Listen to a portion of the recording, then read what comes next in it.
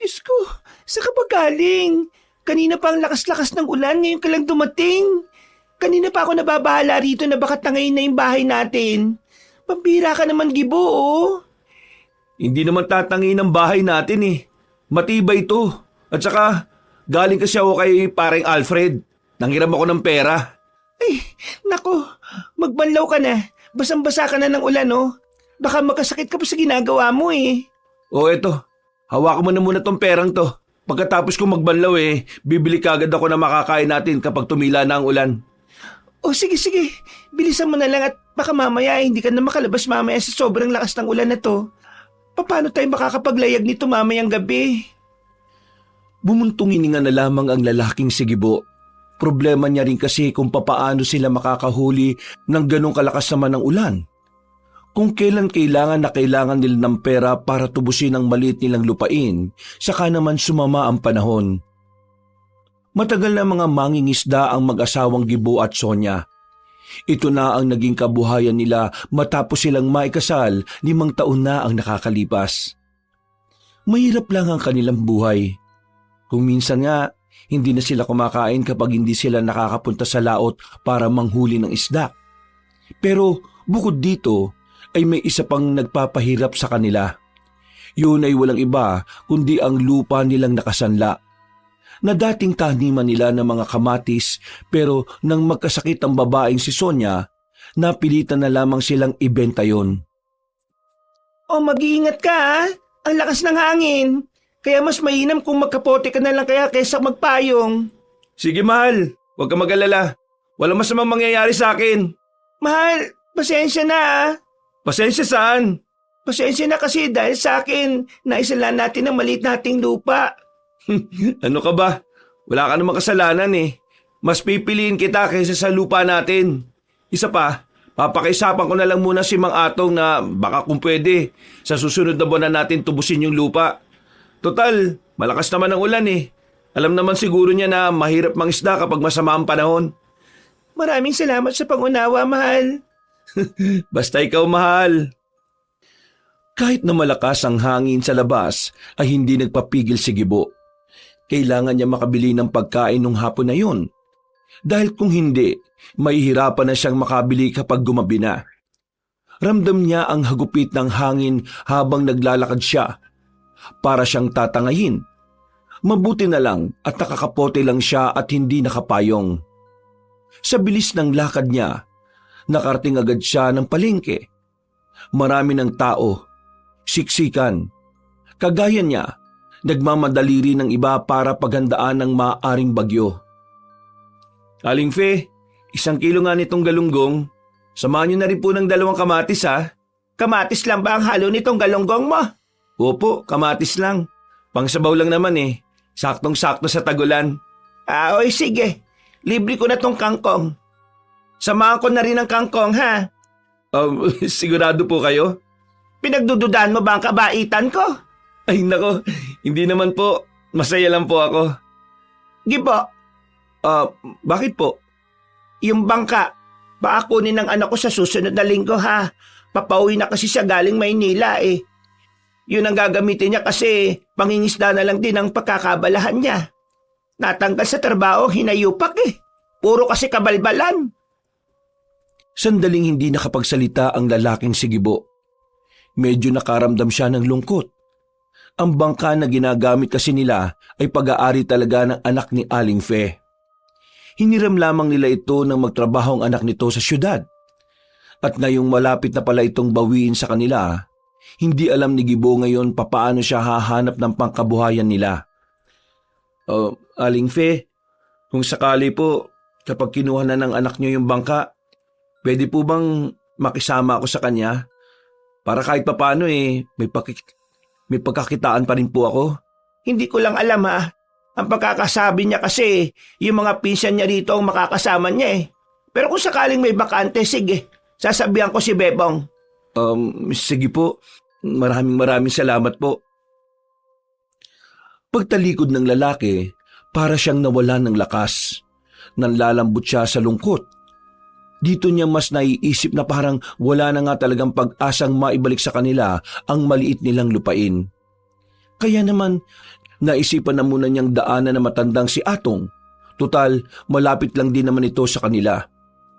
Ilang minutong lakaran lang. Papakiusapan niya ito kahit na alam naman niyang ubod na ng samaan ng ugali ni Mang Atong. Mang Atong! Mang Atong! Tao po! Oh, nandito ka na ba para tubusin yung lupa mo? Akala ko hahayaan mo na lang na marimate. Yun nga po ang sinadya ko. Pero hindi ko pa po matutubos ngayon eh. Wala po kasi talagang pera. Hindi rin po naman kami makapaglayag nitong mga nakarang araw at ngayon dahil ang sama ng panahon. Kung pwede lang po sana, bigyan niyo pa ako ng 1 buwan. Ano? Pambira naman talagang buhay to. Iloloko mo na ba ako, Gibo? Ilang beses na kitang pinagbigyan ng konsiderasyon ha? Ilang 1 buwan na ba pinalipas natin? Tinatarantado mo na yata ako eh. Tubusin mo na ang lupa mo ngayon. O kung hindi, maririmata yun. At para mabawi ko yung pera ko, ibebenta ko yun ng mas mahal sa iba. Mga Atong naman. Sampali ko kaya yung mukha mo. Akala mo madadaan mo ako sa paawa-awa mo? Tinulungan na kita para mailigtas sa sakit ng asawa mo, Gibo. Kasi ang akala ko may babalik mo agad yung pera ko. Pero pinaliban mo lang ng pinaliban eh. Nakakairita ka na ha. Mulis ka na nga sa harapan ko. Baka masaktan pa kita. Mamayang gabi, kapag hindi ka bumalik ng wala kang dalang pera, rimatado na yon. At akin na yon. Mga Atong, pakiusap po. Isa pang pagkakataon. Gagawa ko talaga ng paraan. Manahimik ka! Hindi na ako maghihintay pa ulit ng 1 buwan. Nakakabala ka na eh. Sige na po. Parang awa. Huwag mo na nga akong hawakan! Parang awa niyo na po. Isang malakas na suntok sa panga ang ginawa ni Mang Atong sa kanya. Natumba siya sa gilid. Nalaglag pa ang daladalang supot na may laman ng galunggong. Kahit nahihilo, mabilis na dinampot yun ni Gibo. Hindi na siya nakapagsalita pa nung oras na yon. Nagulat siya sa ginawa na matanda. Kung hindi mo ibibigay sa akin ang pera ko mamayang gabi, akin na ang lupa na yon at ipagbibili ko yun sa iba ng mas mahal. Kapag bumalik ka para magmakaawa, hindi lang yan ang gagawin ko sa iyo. Umalis na lamang si Gibo ng bakuran ni Mang Atong. Hinugasan na lamang niya sa ulan ng mga galunggong na nabahiran pa ng putik. Ang tangi na lamang niyang nagawa ay ang umiyak. Hindi na niya alam kung anong gagawin niya. Pakiramdam niya, pinagsasaraduan siya ng oportunidad. Na-question na nga rin niya ang Diyos. Nagtataka siya na kung bakit kung sino pa ang naghihikahos, siya pa ang mas lalong pinahihirapan. Nang makabalik na siya sa kanilang bahay, nagpapanggap siya na walang nangyari. Lahat ng mga nangyari ay hindi niya na rin sinabi kay Sonia. Kahit ang tungkol sa pagbawi ng bangka. Naku, nakakapoti ka na nga basang-basa ka pa rin. Magbanlaw ka nga ulit. Hindi na. Magpapalit na lang siguro ako ng suot. Medyo nilalamig na rin kasi ako eh. Oh, ayos ka lang ba, mahal? Oo. Ayos naman ako. Bakit? Pakiramdam ko hindi eh. Sus, ano ka ba? Bakit naman ako hindi magiging maayos? Nandyan sa harapan ko ang maganda kong asawa. Iyak ka na naman sa kakaganyan mo eh. Kakalabitin mo na naman siguro ako mamayang gabi kasi malamig. Galing mo ah.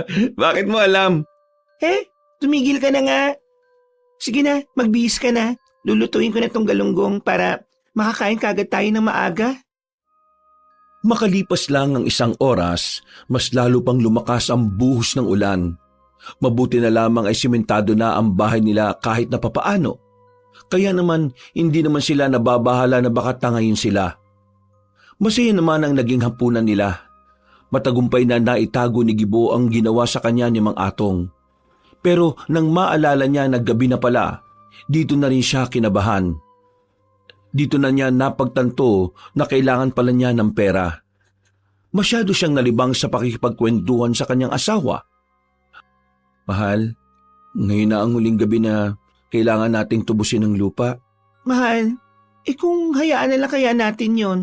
Hayaan? Hindi pwede. Sayang yun. Isa pa, bigay sa'yo ng lolo mo yun nung nabubuhay pa siya.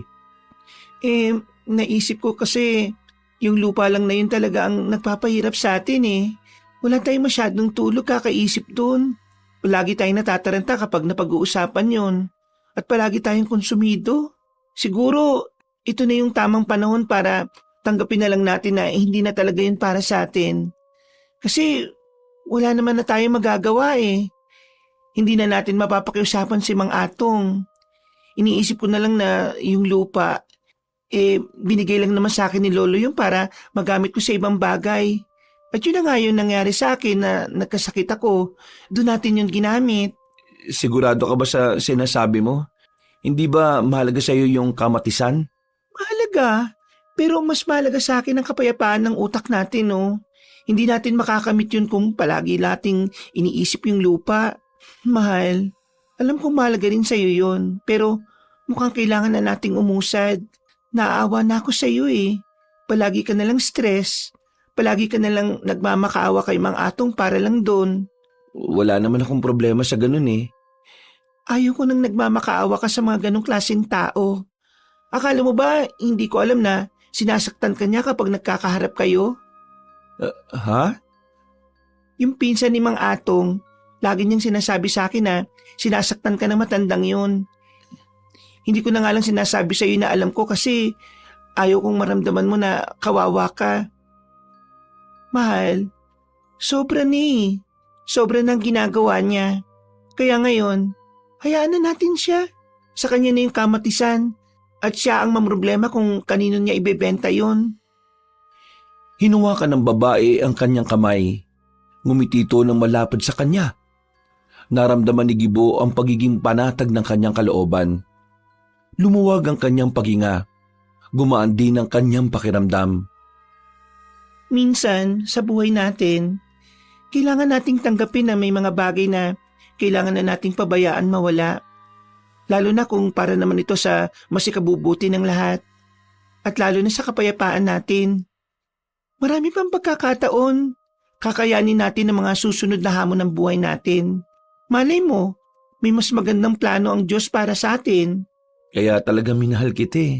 Kasi marami kang words of freedom.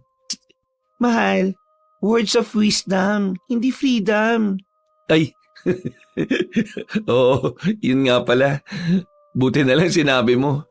Buong buhay ko, freedom ang nasa utak ko eh. Ay nako, ikaw talaga oh. Sige na, ubusin na natin tong kinakain natin. O sige, ako nang bahala magugas sa mga pinggan, mahal. Dakong 2:00 na ng madaling araw nang bahagyang maging kalmado na ang ulan. Wala na rin ang malakas na hangin. Habang masarap ang tulog ng babaeng si Sonia, naisipan ni Gibo na lumabas na muna ng bahay. Kinuha niya ang puting kapote niya. Habang naglalakad, bigla na lamang niyang nakasalubong ang kanyang kaibigan na si Alfred. Visit ka naman, Gibo. Ikaw pala yan. Aala ko naman kung anong multo na naglalakad sa dilim eh. Puti na naman yung kapote mo. Saan ka ba pupunta? Pupunta ako sa dalampasigan. Titingnan ko lang kung nasa maayos lang yung kalagayan ng bangka. Ikaw ba? Saan ba punta mo? Kagagaling ko lang din dun ngayon. Pinuntaan ko si tatay. Nagiinuman pa rin kasi dun. Pagpunta ko naihatid na pala sa bahay. Nagkasalisihan kami. Ikaw, anong oras na oh? Bakit ngayon ka pa pupunta sa dalampasigan? Gusto ko lang makita yung bangka. Lulubos-lubusin ko na. Sabi kasi ni Aling Fe, yung anak niyang si Bebong, baka umuwi na raw sa mga susunod na araw. Sa anak niya yung bangka kukunin na sa akin. Paano yung kabuhayan yun yan? Yun nga ang problema ko. Teka, may alam akong solusyon dyan, pre. May kakilala ko. Gumagawa sila ng bangka. May kamahalan nga lang pero matibay naman. Ano namang ipambibili ko dyan? Alam mo naman na wala akong pera. Nangutang nga lang ako sa'yo ng pang-ulam namin kanina, di ba? Di pa pairamin kita uli. Diyos ko, hindi na. Nakakaya na, no? Tsaka isa pa, ayaw ko na rin magkaroon ng utang. Di ako makatulog ng maayos sa gabi, kakaisip kung saan nahanap ng pambayad. Pambira ka naman. Tingin mo ba mamadaliin kita magbayad? Pre, magkababata tayo. Mula pagkabata kilala na natin ang isa't isa. Para magkapatid na nga tayo Hindi naman kita pupwersahin makapagbayad agad. Ang akin lang, tutulungan kita. Bayaran mo na lang ako kung kailan kayo makakaluwag. Kasi, ang dami mo nang naitulong sa amin eh. Uy, ano naman? Marami ka rin namang naitulong sa akin eh. Lalong-lalo na yung kailangang itawid si mama sa kabilang isla para lang maitakbo sa ospital. Ikaw ang unang nagkusang loob dahil yung iba ayaw, di ba? Nilayag niyo si mama para maagapan. Tingnan mo ngayon ang sigla-sigla na ni mama. Malakas, walang sakit. Hindi siya magiging gano'n kung hindi mo ako tinulungan nung araw na yun, pre. Di ko makakalimutan yun. Kasi naman, parang nanay ko na rin naman si Aling Tese eh. Yun nga ang punto ko. Parang kapatid na kita. Kaya tutulungan kita. Alam mo kung nahihiya ka, isipin mo na lang na investment ko to sa pangingisda mo. Kahit bigyan mo ako ng bangus araw-araw para lang mabayaran mo ako, ayos na ako dun. Hindi ako makapaniwala na may kaibigan akong sobrang bait na gaya mo. Ano ka ba? Ayaw ko lang talaga na ako umaangat tapos ikaw na itinuring kong kapatid hindi. Huwag mong isipin na abuso ka na. Kasi kusa ko naman tong ginagawa. Gusto kong makitang successful ka rin. Halos maluha-luha pa ang lalaking sigibo ng mga sandaling yon. Niyakap na lamang siya ni Alfred. Huwag nga masyadong mabait.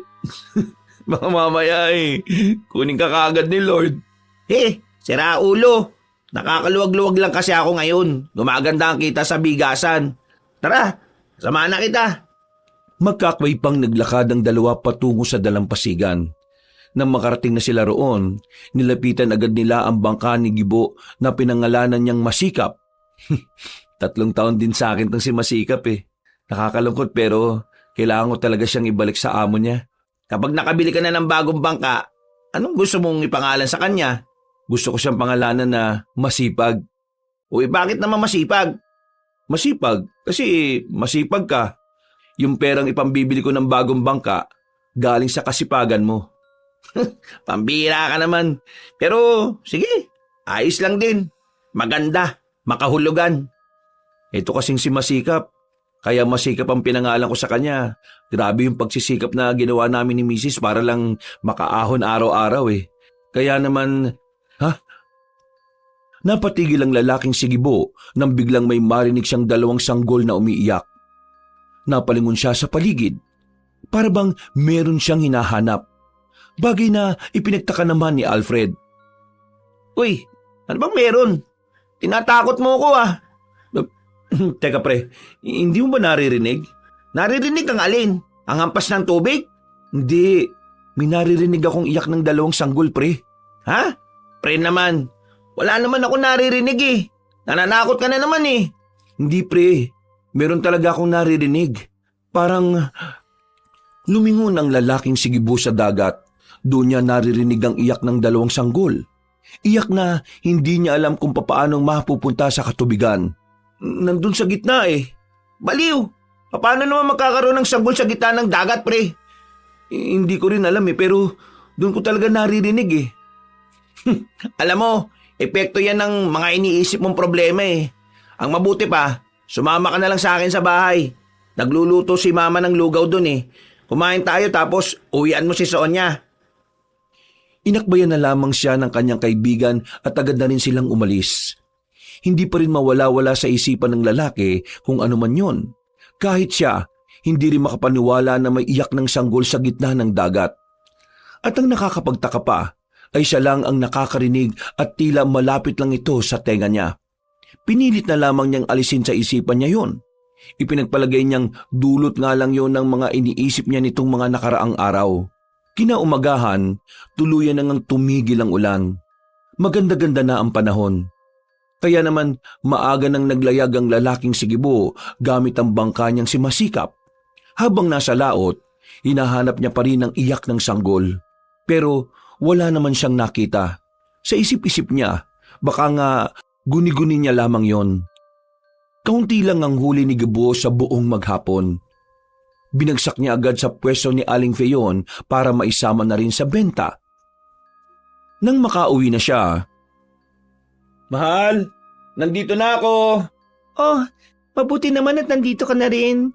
May itatanong sana ako sa iyo Itatanong? Tungkol saan? Huwag kang tatawa kaya huwag mong isipin na nababaliw na ako Siyempre naman hindi, no? Ano ba kasi yon?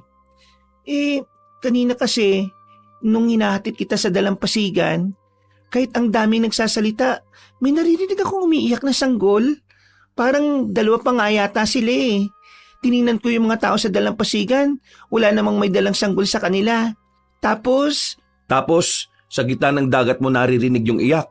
ha? Bakit alam mo? Narinig mo rin ba?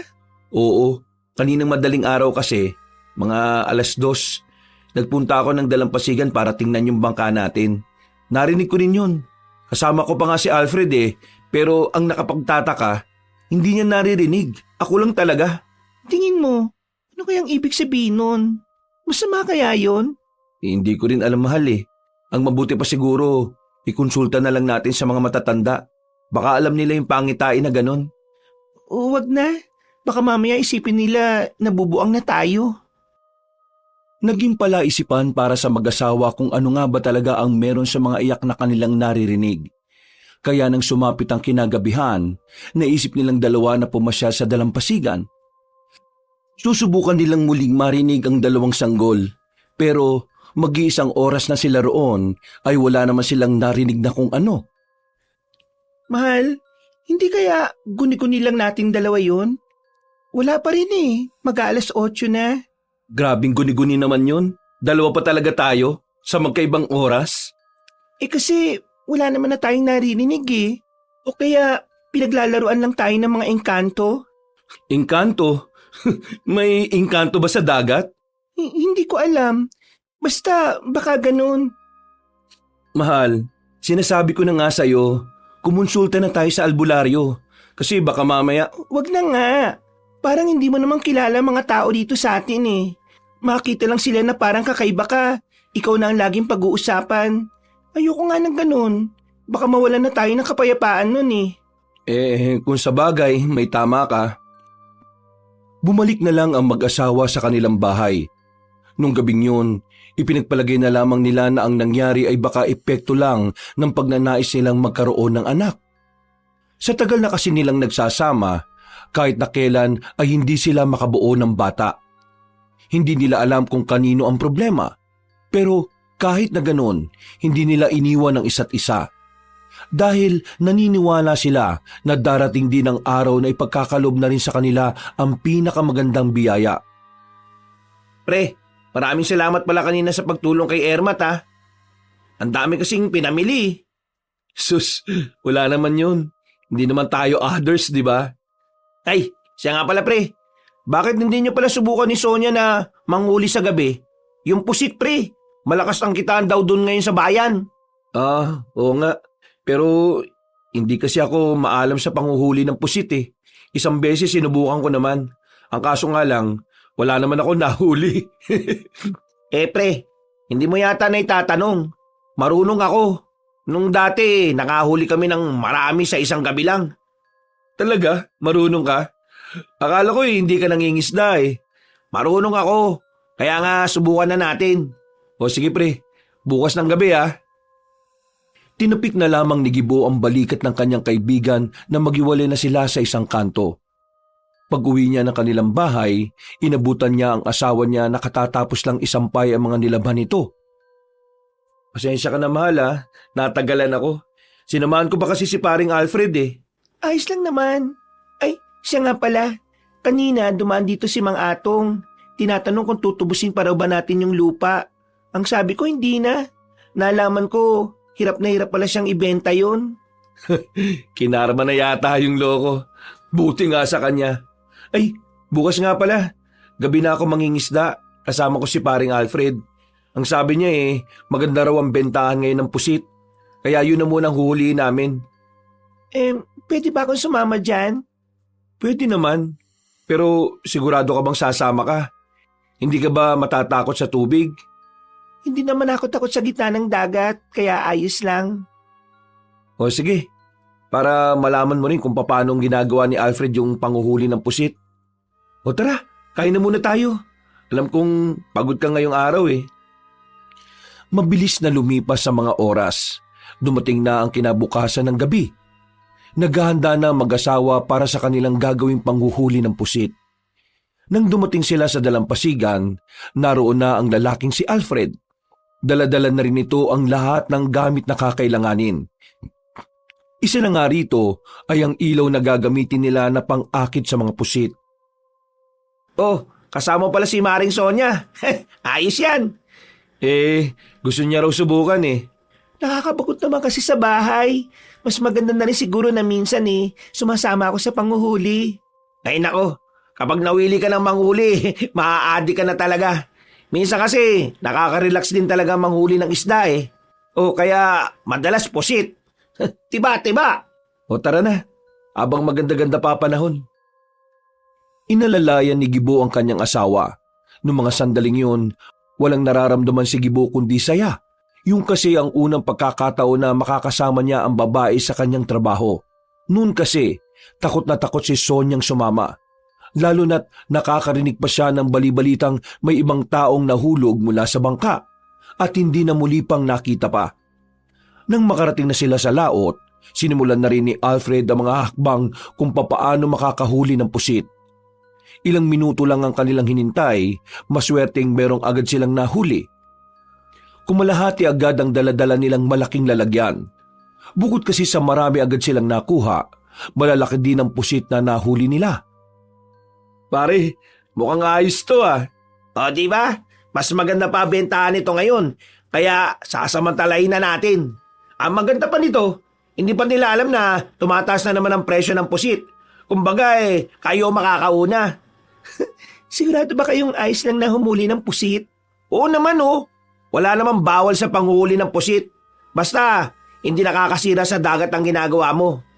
Ay teka, doon na tayo sa kabilang banda. Parang wala na rito eh. Inabanti nila ng bahagya ang bangka at sa pagkakataong yon, marami na naman silang nahuli. Nawiwindang ang dalawang lalaki kahit si Alfred hindi inaasahan na ganoon karami ang pusit na mahuhuli nila. Ang nasa isip kasi ni Alfred, saktuhan lang ang pusit na naroon sa parting yon. Parang nagkakaroon ng himala ah. Bakit pre? Sobrang dami na nating nahuhuli. Baka si Sonya lang talaga ang swerte. Oh, alam mo na. Huwag mo na pakawalan niya si Sonya. Maya-maya lang din ay naisipan na rin nilang umuwi. Para sa kanila ay sobra na sa sapat ang kanilang nahuling mga pusit. Masaya ang mag-asawa noong mga oras na yon. Nagkaroon na naman ng kaalaman si Gibo na magagamit niya sa susunod na pangingisda. Palis na sana sila sa laot nang bigla na namang marinig ng mag-asawa ang umiiyak na sanggol. Mahal, naririnig ko na naman. Ang alin pre? Yung ano? Yung iyak ng sanggol. Pambira naman. Nananakot ka na naman eh. Hindi Alfred. Hindi siya nananakot. Naririnig ko rin kasi. Nako, nagsabwata na ang mag-asawa para pagtripan ako. Pre, seryoso. Nakakarinig kami ng iyak ng sanggol. At palagay namin, nandito lang sa laot.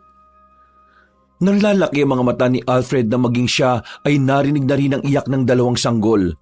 Agad nilang tinutukan ng ilaw ang bandang likuran ng bangka. At mula roon, nakita nila ang mas maliit na bangka na bigla nilang lumitaw doon. Nasa loob ng bangka ang dalawang sanggol. Gagi! Totoo nga! Pre, may sanggol nga! Wag! Sonya! Anong wag? Baka mamaya malunod yung dalawang bata. Wala tayong gagawin? Pre, kapag yung dalawang batang yan napahamak, kahit meron naman tayong magagawa, konsensya natin yan. Tama si Alfred. Paano kung may kakaiba sa batang yan? O anak pala ng kung sino yan at tayo naman ang mapahamak? Mahal, masyado ka naman nag-iisip ng kung ano-ano. Ang isipin natin ay kung ano yung nasa harapan natin. Ayan yung dalawang bata oh. Kapag inanot pa yan, wala na tayong magagawa. O na. Tara, kunin na natin. Napapailing na lamang si Gibo nung oras na yon. Wala na siyang nagawa kundi ang pumayag na lamang. Kinuha nila ang dalawang bata. Nalaman nila na parehong batang lalaki pala ito. Sa tingin ni Sonya, tila kapapanganak pa lamang ng dalawa. Naku, sino kaya mga magulang ng dalawang batang ito? Mga wala namang puso yun. Pre, tingnan nyo oh. Parang kambal yata silang dalawa eh. Oo nga, kambal. Kambal na lalaki. Ampunin nyo na. Ha? Mahal, pwede ba tayo na lang ang umampun sa dalawang ito? Sonia, sigurado ka ba? Hindi ba dapat isurrender natin sila sa barangay? Kung isusurrender natin sila sa kanila, wala rin silang kikilalaning magulang paglaki nila. Kasi itatapon lang naman sila sa bayampunan eh.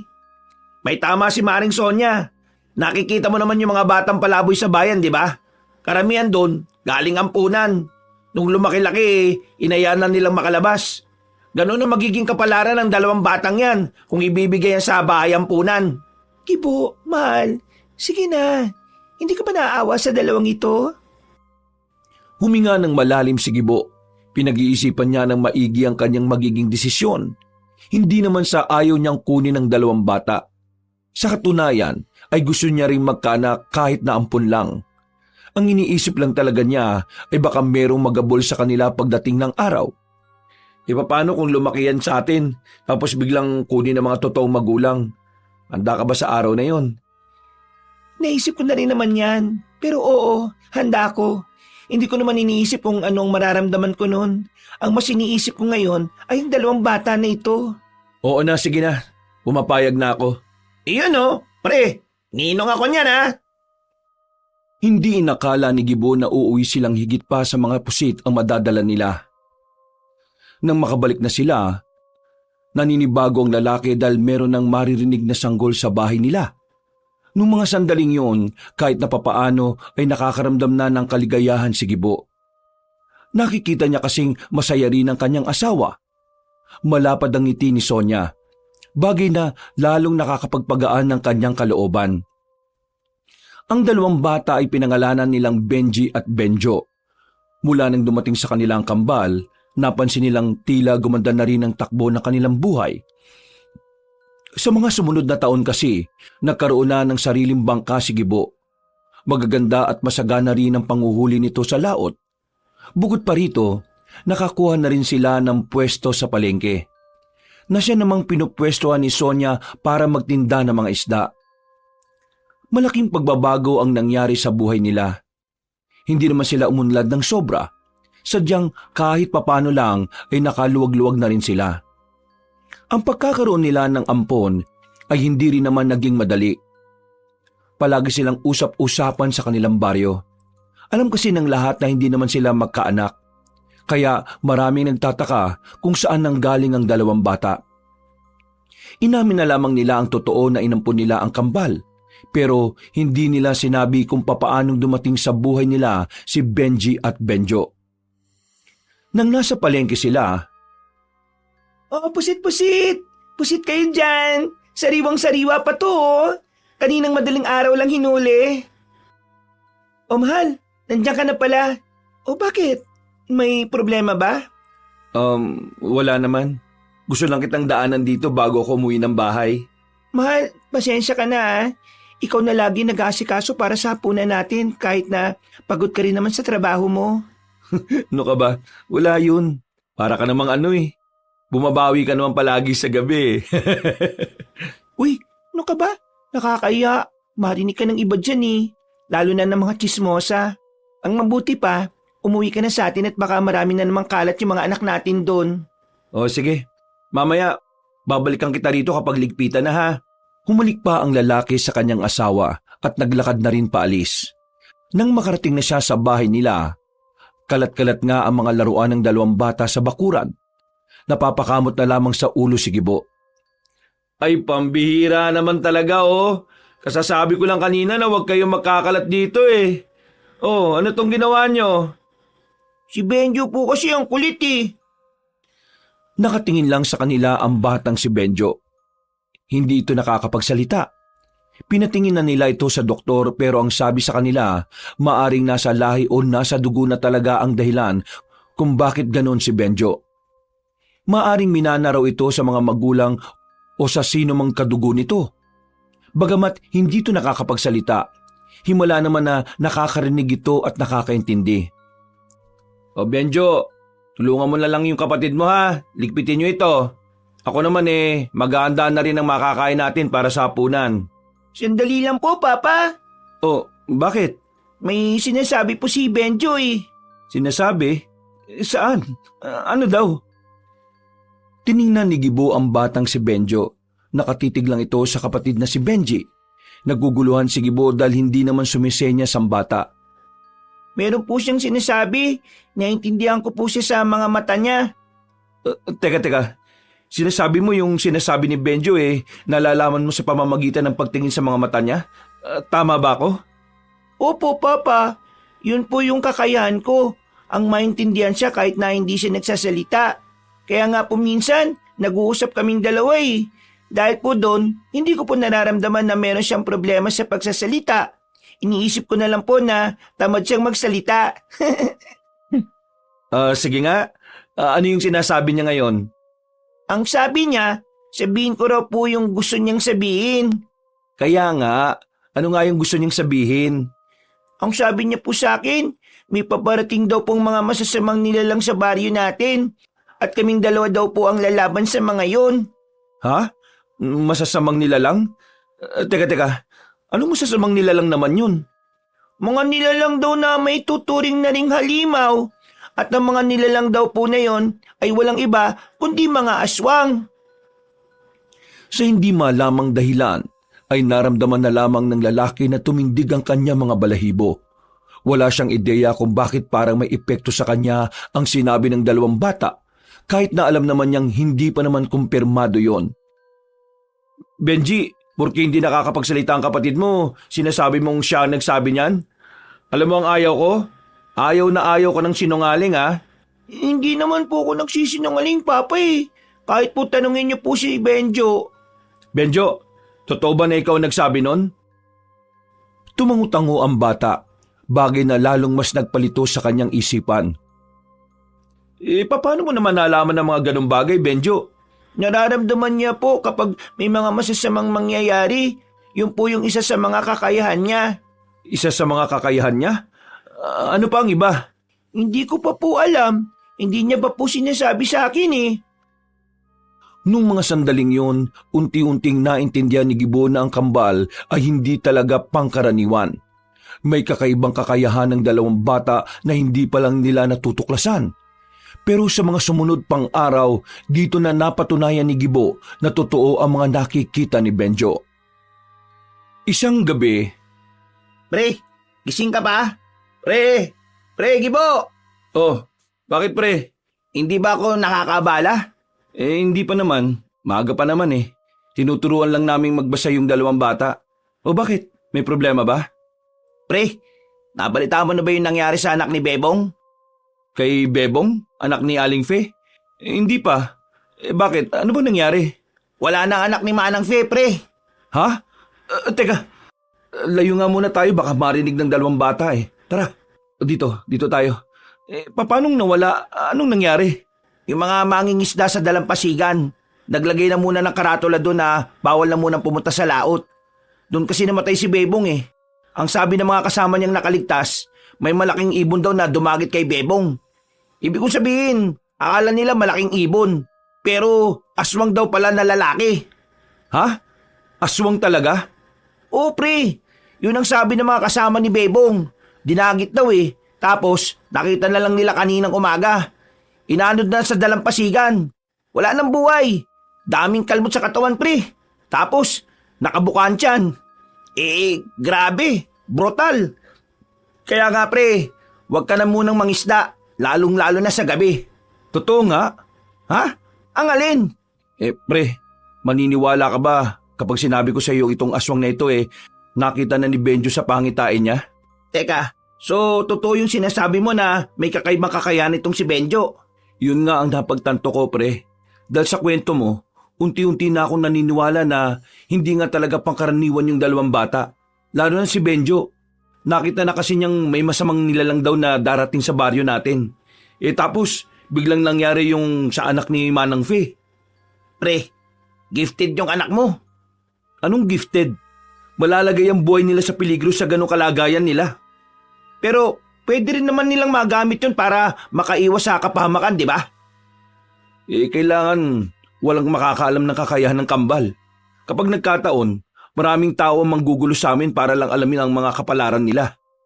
Makakaasa ka pre. Wala akong pagsasabihan. Pero pre, bukas punta tayo sa unang burol. malapit kayo sa isa't isa ni Manang Fe, di ba? Gagaan ang pakiramdam niya kapag naroon ka. Oo, sige. Pupunta talaga ako. O paano? Alis na ako. Pumunta lang talaga ako dito para pigilan kang pumunta sa laot ng ganitong oras. Sige pre, maraming salamat ah. Nang umalis na ang lalaking si Alfred, napahawak na lang sa dibdib ang lalaking si Gibo. Bigla na lamang kasi siyang kinabahan. Nababahala siya para sa kaligtasan ng kanyang anak. Dahil kung totoo ngang dumating na ang mga salot na nilalang, hindi malabong puntiryahin ng mga yun ang dalawang bata, lalo na't merong nalalaman ng kambal sa mga aswang. Kinabukasan, maagang nagising si Gibo para tulungan ang babaeng si Sonia sa pagbubukas ng pwesto nito sa palengke. Habang ang kambal naman ay iiwan na lang muna nila saglit. Habang naglalakad, binuksan ni Sonia ang usapan tungkol sa nangyari kay Bebong. Nakakaawa naman si Bebong, no? Ang brutal na nangyari sa kanya. Totoo ba talagang aswang ang pumaslang sa kanya? Iyang sabi ng mga kasama niyang nakaligtas, aswang daw talaga eh. Grabe, nakakatakot naman ang mga aswang na yun. Kaya ikaw huwag ka na munang mangingisda ngayon. Hanggat hindi nahuhuli yung aswang, huwag kang pupunta sa laot. Oo, maghanap na nga rin muna ako ng sideline habang hindi pa ligtas sa dagat. Hindi nagtagal ay narating na rin nila ang palengke. Napatingin si Gibo sa tindahan ni Manang Fe. Napailing na lang siya nang makitang nakasarado yon. Napalingon naman siya sa mga tindera. Hanggang doon ba naman kasi si Bebong pa rin ang pinag-uusapan ng mga yon. Matapos matulungan ng asawa ay umalis na rin siya para mag-asikaso sa bahay.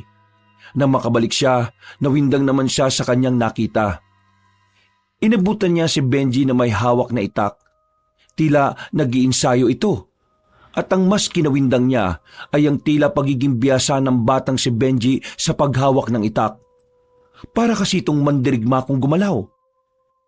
Diyos ko, anong ginagawa mo, Benji?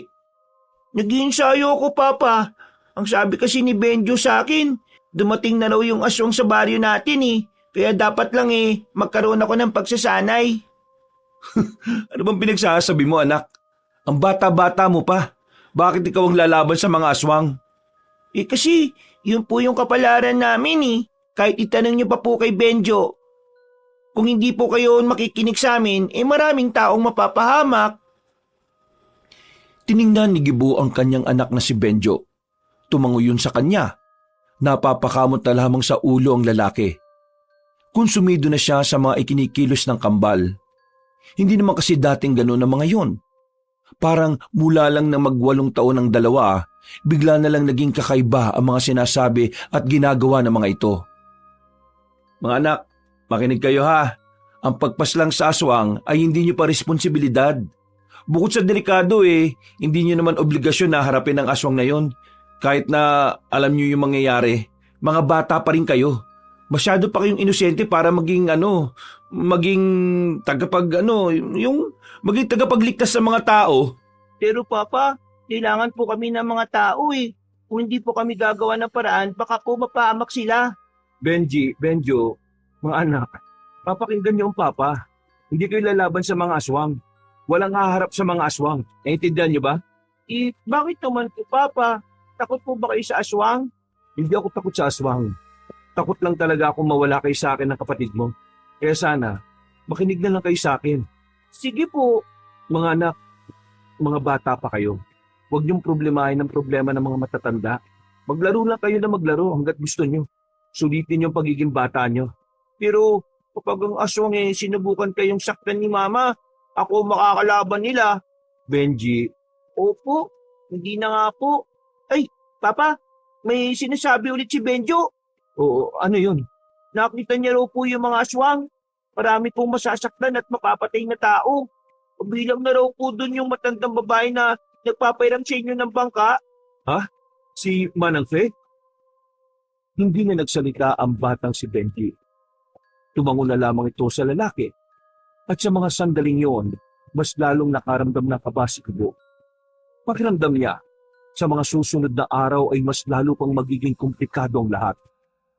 Noong umagang yon, ay sinubukan ng lalaki na ituon na lamang sa gawaing bahay ang kanyang atensyon. Wala naman siyang gagawin ng oras na yon. Pero hindi mawala-wala sa kanyang utak ang mga sinabi ng kambal. May kung anong parte ng kanyang pagkatao na parang hindi mapalagal. Nababahala siya. Nagpaalam na muna siya sa dalawang bata. Naroon na rin naman si Sonia noong oras na yon, kaya ayos lang na lumabas siya ng gabi. Pupuntahan niya ang unang lamay ni Bebong.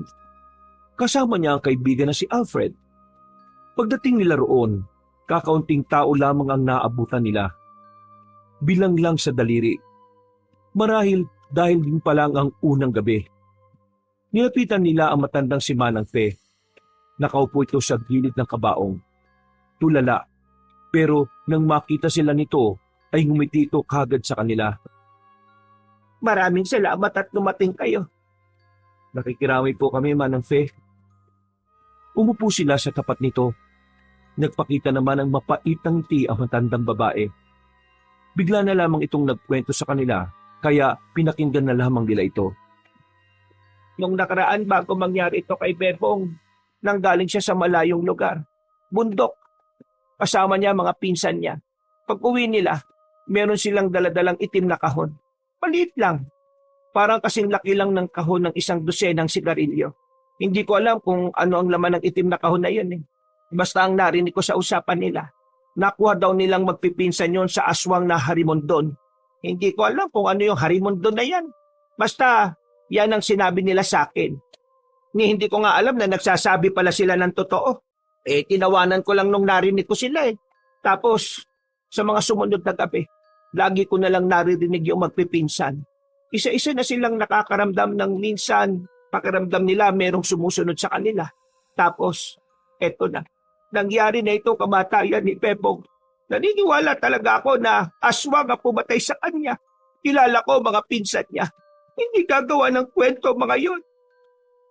Sa sinabing yun ni Manang Fe, tila nagkaroon ng interes ang dalawang lalaki para alamin kung ano nga ba talaga ang uri ng mga aswang.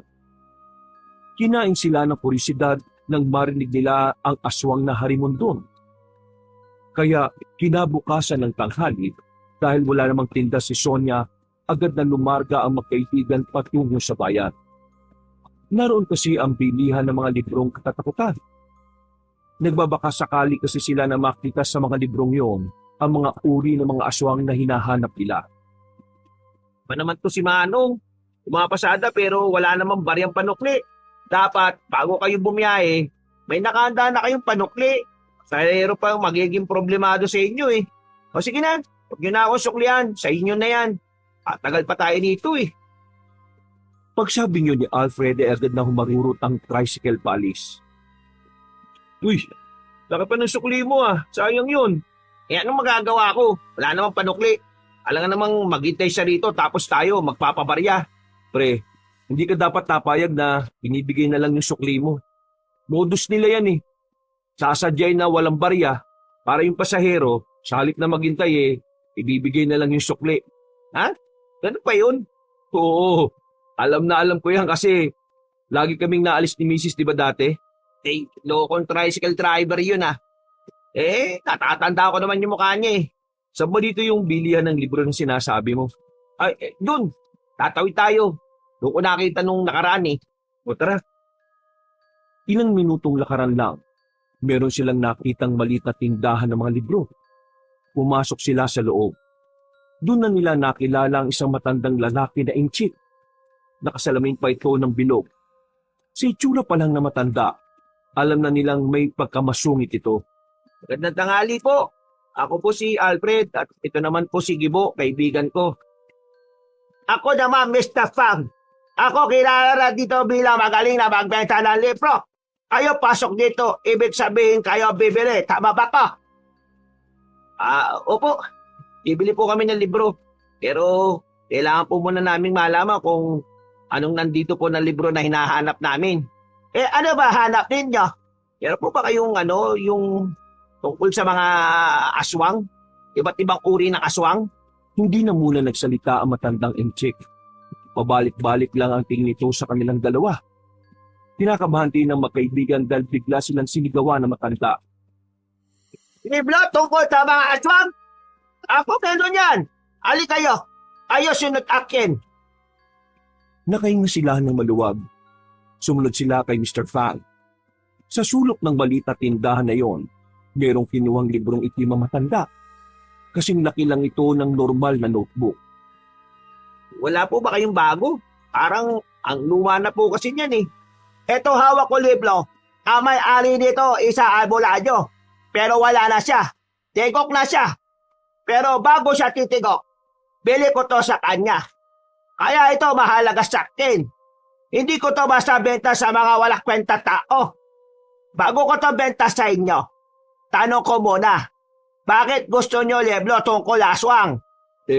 May gusto lang po kaming pag-aralan. Yung isa kasi namin kakilala, pinatay po ng aswang sa mismong laot. Pinatay na aswang? Nakto, di na yan bago. Ako dami na rinig kwento ganyan. Totoo talaga mga aswang. Ay sige, mukha kailangan nyo ito kaya benta ko na to sa inyo. Magkano naman po yan? 900 na lang para sa inyo. Ano? 900? Ang mahal naman yan. Eto dami mahalaga impormasyon. Kaya medyo mahal. Bakit? Magkano ba budget mo? 500 lang po sana eh. Ay nako, mga Pinoy talaga. Malat. Uy, bastos nyo naman po. Pre, ang sabi niya barat, hindi buro. Ay sige. Benta ko na sa inyo 600. Wala na tawad-tawad ha. Sagad na. O ano, palang ba kayo?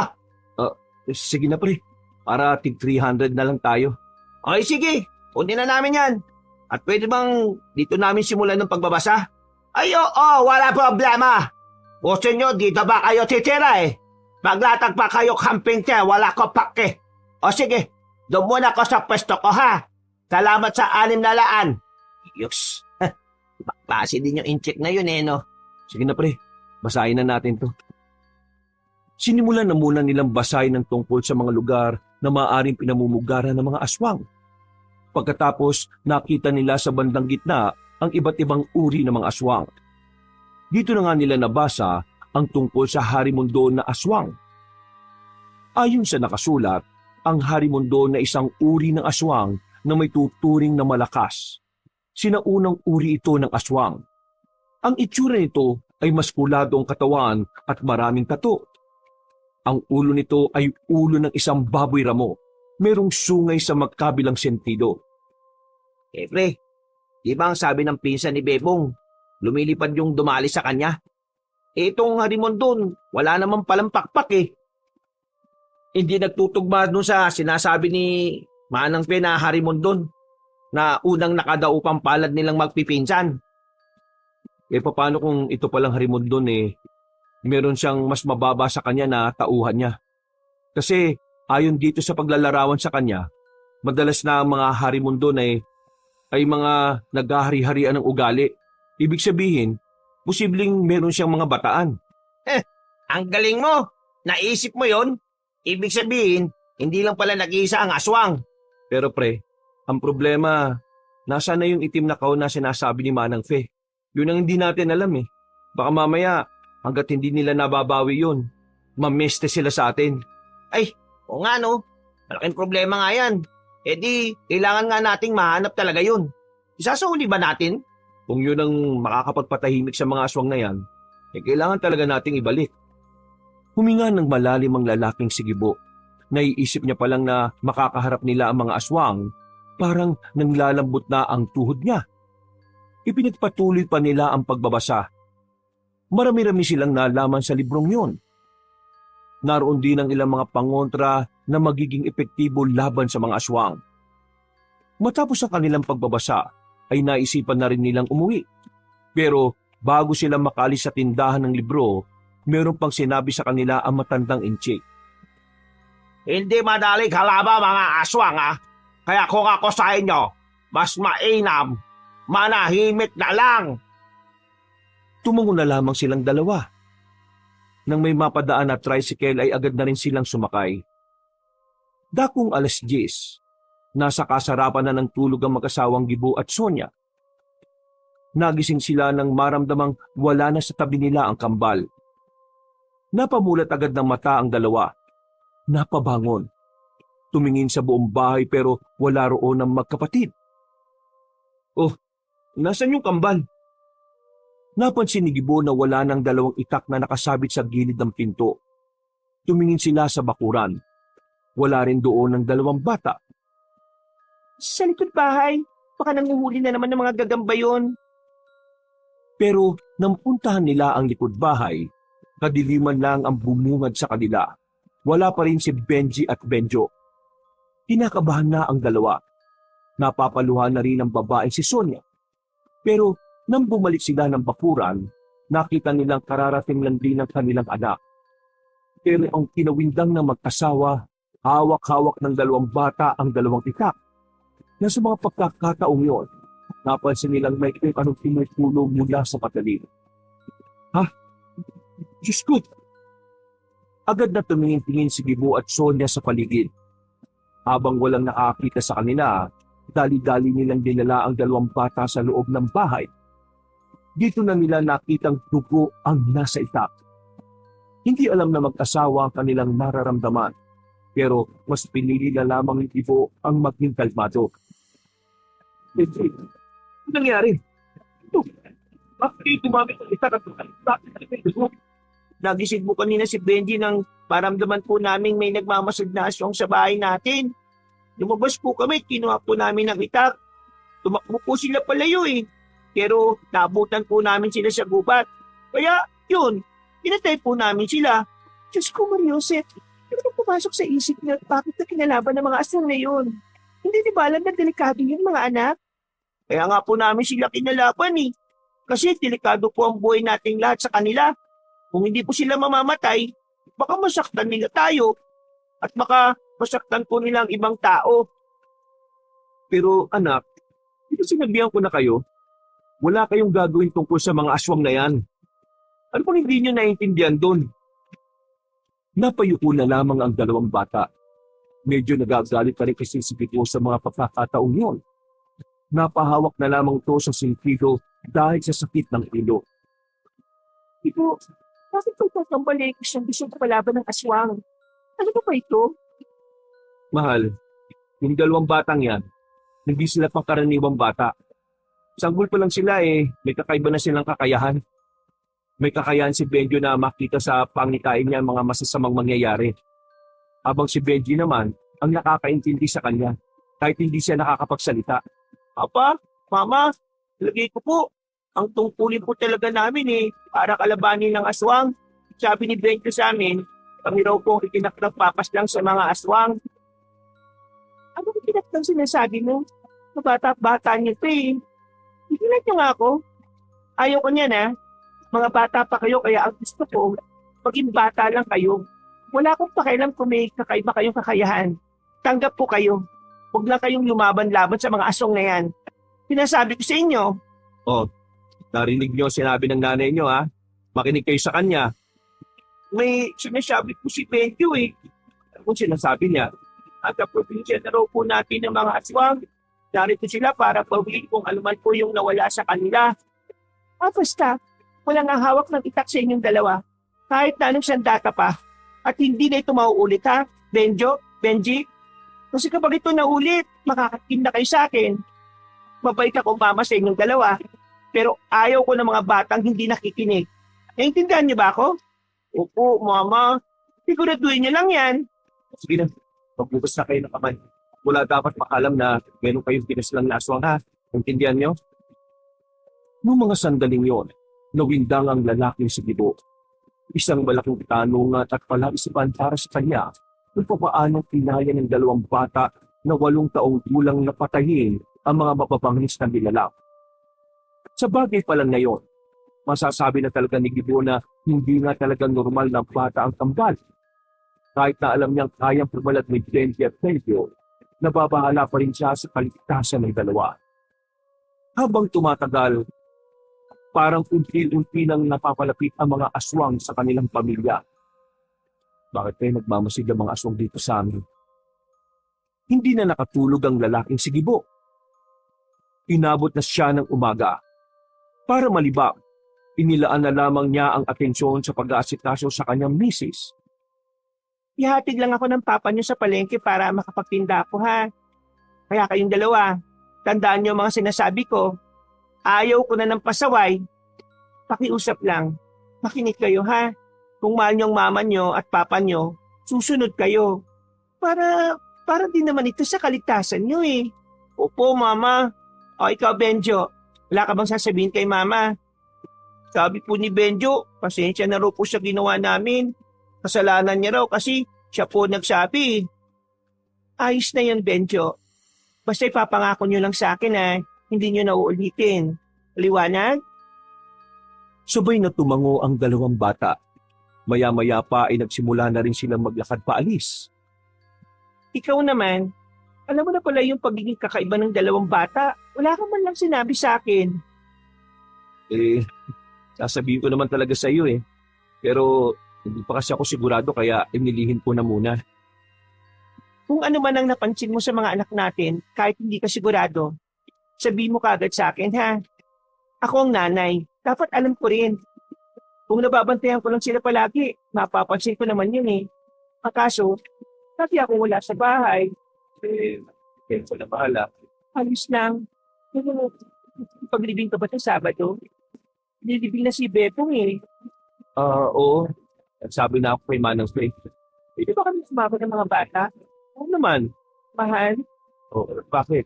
ayoko mula sa atin si Benji at Benjo. Mahal na mahal ko sila eh. Kaya wag natin silang hayaan na gawin yung sinasabi nila. Yung kapalaran na sinasabi nila. Ayoko ng ganun. Huwag ka mag-alala, mahal. Ito naman ako eh. Hindi ko hahayaang mapahamak ang kambal natin. Pangako mo sa akin na kahit na anong mangyari, pipigilan mo sila. Oo, mahal. Pangako yan. Ang pag-uusap na yun ay pansamantalang natigil nang mapadana sila sa barangay. Maraming tao sa labas. Nakakagulong sumilip sa loob. Mahal, sandali lang ah. Titingnan ko lang kung anong meron. Nakipagsiksikan pa si Gibo sa mga tao. Nakita niya rin doon ang kaibigang si Alfred. Kinalbit niya ito at tinanong. Pare, anong meron? Sakto, nandiyan ka pala. Pupuntahan pa lang sana kita eh. Teka, nakakita mo ba yung mga nakatakip ng sako? Saan dyan? Ayun oo, sa may gilid ng sasakyan ni Kapitan. Mga bangkay ng aswang yan, pre. Ano? Bangkay ng aswang? Oo, pre. Natagpuan ng mga magsasaka kaninang alas 5 ng umaga. May pumatay daw dyan sa 6 na aswang na yan eh. Anong sinabi mo? 6? Oo, 6. Tingnan mo oh. Bilangin mo yung mga paa. 12, di ba? Nagtindigan na naman ang balahibo ng lalaki sa Gibo. Nawindang siya. Pinagpapawisan dahil sa kaba. Ang buong akala niya kasi, isang aswang lang ang pinaslang ng kambal. Hindi siya makapaniwalang 6 pala yun. Napapalunok siya ng laway dahil sa kaba. Pero nagpaalam na rin siya sa kaibigan niya at binalikan na lamang niya ang asawa. Ano meron doon? Yung bangkay ng mga aswang, na-recover ng mga tanod at magsasaka. Mga aswang? Oo, marami. 6 na aswang. Patay, mahal. 6 na aswang ang pinatay ng kambal natin. Napatigil sa paglalakad ng babae. Napahawak ito sa braso ni Tito ng madilik yun. Parang bigla itong nanlambot si pagkabigla. Hindi rin ito makapaniwala na ang dalawang musmos na bata ay kinayang makapas lang ng mga mapabangis na nilalang. Dahil biglang sumama ang pakiramdam ni Sonia nung umagang yun, hindi na muna ito tumuloy sa pagtitinda. Bumalik na lang ito sa bahay para makapagpahinga. Kayong dalawa, bantayan niyo na muna mama niyo ha. Lalabas na muna ako para bumili ng gamot. Bago gumabi, nakabalik na ako. Papa, nagkasakit po ba si Mama dahil sa amin? Hindi. Napagod lang ang mama niyo sa pagtitinda. Huwag na kayong mag-alala. Magiging maayos din naman ang lagay ng nanay niyo. Kailangan lang niya magpahinga. Oh, alis na muna ako ha. Kapag nagising ang mama niyo, ibigay niyo na lang yung nakatakip na pagkain doon. Benjo, yung mga bili namin ng mama niyo sa inyo ha, tatandaan niyo. Dali-dali nang umalis ang lalaki. Walang bilihan ng gamot sa kanilang lugar kaya kailangan niya pang bumiyahe patungo sa bayan. Agad naman siyang nakarating doon. Dahil hindi siya nahirapang makasakay, maging sa bayan, nalaman niyang usapan na rin pala ang mga aswang. Pagkatapos niya makabili ng gamot, agad na rin siyang umuwi. Kaso, yung sinasakyan niyang tricycle ay hindi na nagawang makapasok pa ng kanilang baryo. Bigla na lang din kasing umulan na malakas. Lulubog ang gulong sa lupa kung pipilitin pa. Nakakainis naman talagang buhay to. Malapit na ako, bigla pang umulan. Biglang merong lalaking nakasilong din sa kinalalagyan niyang kubo. Hindi niya kilala ang lalaki. Mas lalong hindi niya ito namukaan nang humina ang ilaw sa poste na nasa tapat nila. Pwede ba makisilong, pre? Ha? Oo naman. Lakas ng ulan, no? Oo nga eh. Mukhang masama na naman ang panahon. Siguro, kung ganito kalakas ang ulan ng gabing yun, hindi mamamatay yung lalaki. Ha? Yung bebong? Kilala mo si Bebong? Oo, kilala ko siya. Kaano-ano mo siya? Kung malakas ang ulan nun, hindi sila pupunta ng laot. Kaso, magganda-ganda ng panahon nun eh. Nagkaroon tuloy ako ng pagkakataon para gawin ang binabala ko. Napatingin bigla si Gibo sa lalaki. Maraan din itong lumingon sa kanya. Napaatras si Gibo. Hanggang sa mapadikit na siya sa puno ng nyog. Kinakabahan na siya noong mga oras na yon. Hindi na nga niya naramdaman na nababasa na pala siya ng ulan. Sino ka? Sino ako? Di mo na kailangan malaman. Ang mahalaga, mapapatay ko ang ama ng kambal na magiging hadlang sa mga plano namin. Saktong kumidlat. Nakita niyang nagbago na ng anyo ang lalaking kaharap niya. Hindi na siya nagsayang ng sandali. Tumakbo na siya paalis. Malayo-layo na siya pero laking gulat niya nang biglang nasa harapan na naman niya yon. Nakita niya ang malapad na pakpak ng lalaki. Kailangan mo mawala. Nang sa ganun mas lalong magkaroon ng dahilan ng dalawang bata na labanan kami. Kapag nangyari yon, mapapatay na rin namin sila. Huwag kang lalapit! Lumingon-lingon si Gibo sa paligid. Wala siyang mahinga ng tulong. Sa mga pagkakataong ito, sa isip-isip niya, marahil yun na ang huling sandali ng kanyang buhay. Sa kakatras niya, natalisod siya at napaupo. Nakatingin lamang siya sa lalaking aswang. Magpaalam ka na sa mundong ito dahil mamamatay ka na! Akmang kakalmutin na siya ng aswang nang biglang dumating ang dalawang bata. Gamit ang itak, mabilis na tinaga ni Benji ang lalaking aswang. Tinamaan yun sa braso at agad na nakadistansya. Pero sa likod nito, naroon din pala ang bata namang si Benjo.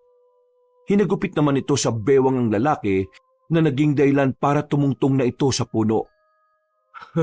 Hayan, ganyan nga. Ipakita nyo kung gaano nyo kagustong pumaslang ng kagaya kong aswang. Mga anak, tama na. Ayoko mapahama kayong dalawa. Bakit kayo nakatingin lang? Lumusob kayo at patayin nyo ako mga bata. Anak, makinig kayo sa akin. Wag, hayaan nyo siya. Mukhang wala naman ako mapapala sa inyo Kaya sa susunod na lang tayo magkita kung handa na kayong labanan ako. At saka siya nga pala, tandaan niyo ang mukha ko Tandaan niyo ang pangalang Miyong. Umalis na rin ang aswang na si Miyong. Samantalang nanatili namang nakatayo ang mag-aama sa gitna ng malakas na ulan. Nang masigurong wala na nga ang aswang na yon, ay nagmamadali na rin silang bumalik ng kanilang bahay. Ang kaso, pagdating nila, nakabangon na pala ang babaeng si Sonia. Nakabang lang sa pintuan at tila alam na agad kung ano ang nangyari. Anong nangyari? Ano kasi? Magsabi kayo ng totoo. Papa, ako na po ba magsasabi o ikaw? Ako na. Pumatay na naman kayo ng aswang gamit ng itak na yan, ano? Mama, hindi po namin napatay Nakatakas po. Ilang beses ko bang sasabihin sa inyo na ayaw ko na kumakalaban kayo ng aswang? Ano bang mahirap intindihin sa mga sinasabi ko? Takot ako mapahamak kayo kaya iwasan nyo na ang mga aswang na yan, Benjo, sige na. Magbanlaw na muna kayo at magpalit ng damit. Akin ang mga itak na yan. Mag-uusap lang kami ng mama nyo. Sige na. Agad namang sumunod ang mga bata sa kanya. Pag-alis ng mga yon ay sa kanya ipinaliwanag sa kanyang asawa ang tunay na nangyari. Naglalakad ako pauwi galing sa bayan. Bumili ako ng gamot nang biglang bumagsak ang malakas na ulan. Nakisilong ako sa lumang kubo. biglang may lalaking nakisilong din. Yung lalaking yun pala, aswang. Siya yung pumatay kay Bebong. Papatayin niya rin sana ako kanina. Gagawin niya yun kasi gusto niyang magalit yung dalawang bata. Kapag nagalit yung dalawang bata, hahanapin nila malamang ang mga aswang. At dahil doon mas magiging madali sa kanila para tugisin ang dalawang bata kapag puno na ng galit ang puso ng kambal. At hinayaan mo na lang talaga na kalabanin nila yung aswang na yun. Hindi ko hinayaan. Bigla na lang silang dumating nang malapit na akong patayin ng aswang na yun Iniligtas nila ako. Pero pinigilan ko na silang lumaban ng dumistansya na yung lalaki. Kung hindi dumating yung mga anak natin, isiguradong wala na ako ngayon. Pasensya na. Naging emosyonal ako. Alam mo naman na masama ang pakiramdam ko, di ba? Tapos paggising ko, wala kayong tatlo rito. Malalaman ko, ganun pa nangyari. Pasensya ka na rin, mahal, at nangyari ito. Pero huwag ka na magalit sa dalawang bata, Ginawa lang nila yung para iligtas ako. Pero mahal, nag-aalala ako para sa kanilang dalawa. Paano kung pag-initan sila ng mga aswang? Hinawakan ni Gibo ang kamay ng kanyang asawa. Tiningnan nito ang babae sa mga mata. Mahal, tingin ko, kailangan na lang natin tanggapin na yun talaga ang kapalaran ng dalawang bata. Ano? Teka, seryoso ka ba sa mga sinasabi mo? Gusto mong pabayaan natin sa pakikipaglaban ng dalawang bata sa mga aswang? Sonia, ang plano talaga ng mga aswang paslangin ng mga kambal, Sonia. Dahil si Benji at Benju lang ang hadlang sa mga gusto nilang mangyari sa probinsyang ito. Kaya sa halip pigilan natin sila, bakit hindi natin sila hayaang protekta ng kanilang mga sarili? Mahal, magpakatotoo na tayo. Ikaw at ako. Kahit kasama pa si paring Alfred. Hindi natin sila kayang protektahan laban sa mga aswang. Tao lang tayo Aswang ang mga yun. Ang tanging makakapagprotekta lang sa kanila ay sila mismo. Dahil pinanganak sila na likas ang pagiging malakas at mabilis. At pinanganak sila para tapatan talaga ang mga aswang. Hindi ako makapaniwala na sa iyo pa nanggagaling ang mga salitang ito. Ang akala ko, naiintindihan mo ko. Pero mukhang hindi pala. Ako ang hindi mo naiintindihan, mahal Sinasabi ko lang naman na kahit na anong iwas ng dalawang bata, hahabulin at hahabulin sila. Anong gusto mo? Mamatay sila nang hindi lumalaban? Kahit na may kakayahan naman silang labanan ng mga yon? Isipin mo namang maigi, Sonia. Napasandal na lamang sa dingding ang babae. Tila lalong sumama ang pakiramdam nito ng mga sandaling yun. Hinawakan naman ni Gibo ang asawa sa magkabilang balikat. Sonia, mahal, kailangan natin magtiwala sa dalawang anak natin. Kailangan nating maniwala na kaya nila. Kasi kung hindi, saan sila kukuha ng lakas ng loob para protektahan ang mga sarili nila? Gibo, natatakot ako Natatakot ako na baka kung ano mangyari sa kanila. Paano kung mapahamak sila? Anong gagawin natin? Alam mong matagal ko nang pinangarap na magkaroon ng anak. Kaya nga tayo nandito para gabayan sila, di ba? Hindi sila mapapahamak kung mararamdaman nila ang suporta natin. Sonia, darating ang araw na kailangan nating tanggapin na sila mismo ang pipili na kapalaran nila. Dahil wala pa sila sa atin, nakaukit na ang dapat nilang gawin sa mundong ito. Kung papayagan ko ang dalawa na kalabanin ng mga aswang, anong una nating gagawin? Malalaman natin yan sa kanila. Sila ang mas nakakaalam kung ano ang dapat gawin sa mga aswang na yun Sonia, kailangan natin pagkatiwalaan ng dalawang mga bata. Nakita mo naman kung gaano sila kagaling, di ba? Higit sa 5 ang napatay nilang aswang nang sila lang. Tumango-tango na lamang si Sonia. Matapos ang pag-uusap na yon, dinala ni Gibo ang babae sa loob at pinainom na rin ng gamot. Habang ang dalawang bata naman, katatapos lang ding maligo. Nang maging maayos ng bahagya ang pakiramdam ni Sonia, kinausap nila ang dalawang bata. Makakaharap sila sa lamesa. Benjo, napag-usapan namin ng nanay nyo na papayagan na namin kayong kalabanin ng mga aswang. Talaga po? Pero may mga kondisyon. Po? Ano pong kondisyon?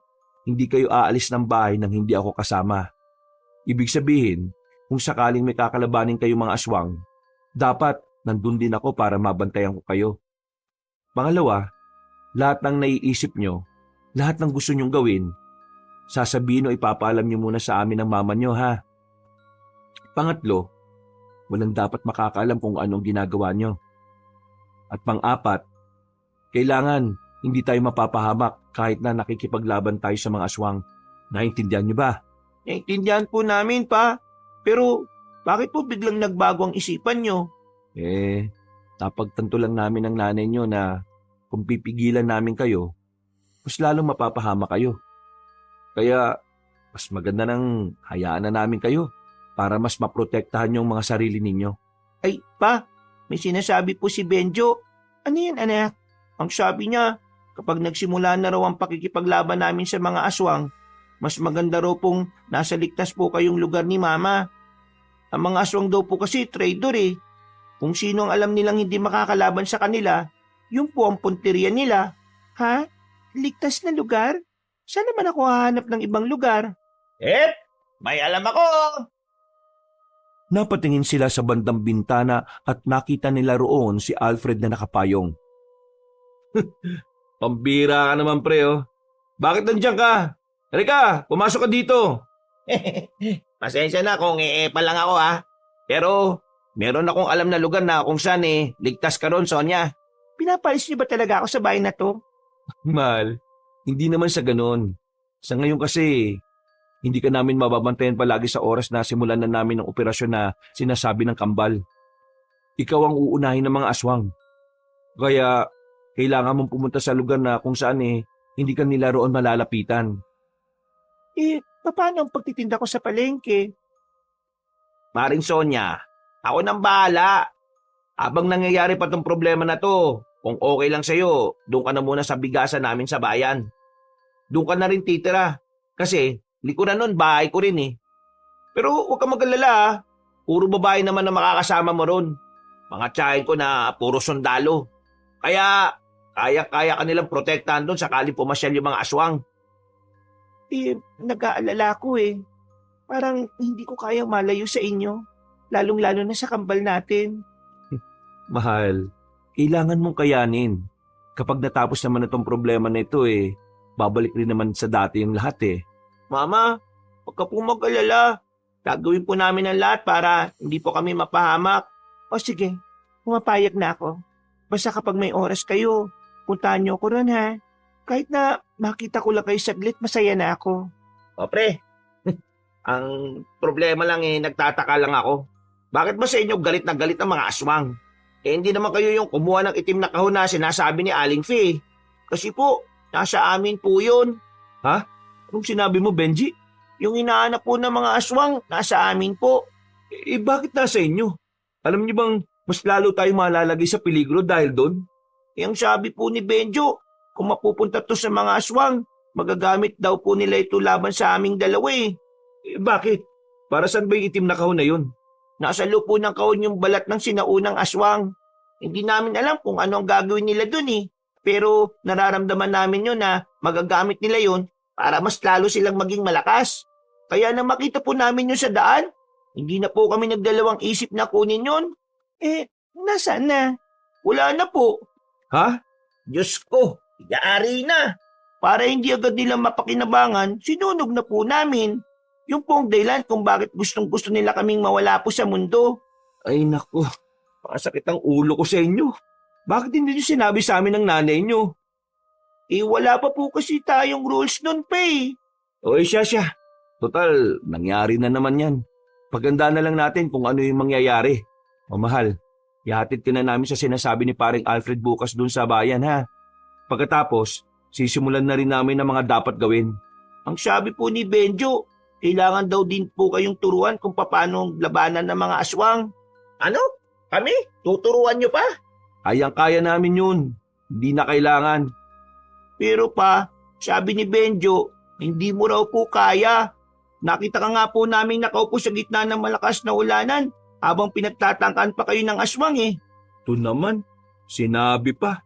O sige na Gibo, magpaturo na kayo sa kanilang dalawa. Di ba ang sabi mo, mas sila ang nakakaalam ng mga dapat gawin? Kaya ikaw, kayong dalawa ni Alfred, makikinig kayo sa kambal ha? Sa akin wala namang problema Paano kaya si tatay? Napaoo na lamang si Gibo. Natapos ang kanilang usapan ng maayos. Kinabukasan ng umaga, maagang nag-impake ang babaeng si Sonia. Maiyak-iyak pa ito nang makarating na nga sila sa bayan. Matapos silang maihatid si Sonia, dumiretso na sila agad sa kagubatan. Ay nanak, kailangan ba talaga dito tayo sa kagubatan?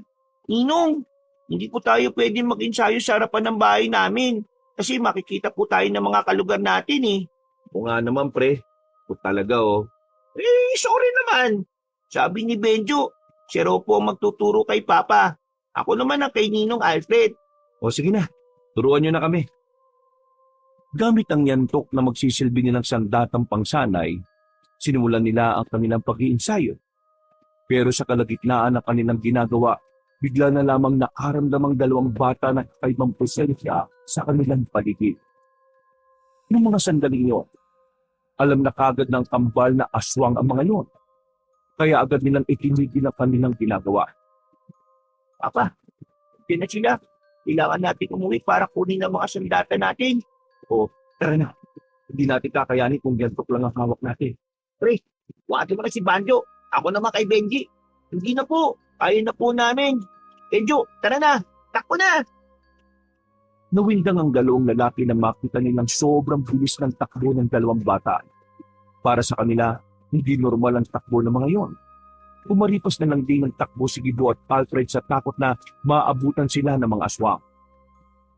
Nang makarating na sila sa bahay, agad nilang pinagkukuha ang mga itak. Isinarado na rin nila ang pintahan at pinto. Sigurado bang susundan nila tayo hanggang dito? Hindi po sigurado. Pero ang mga aswang po kasi, kadalasan kami lumulusob kapag sa mga baryo eh. At masigit na malakas sila kapag bilog naman po ang buwan.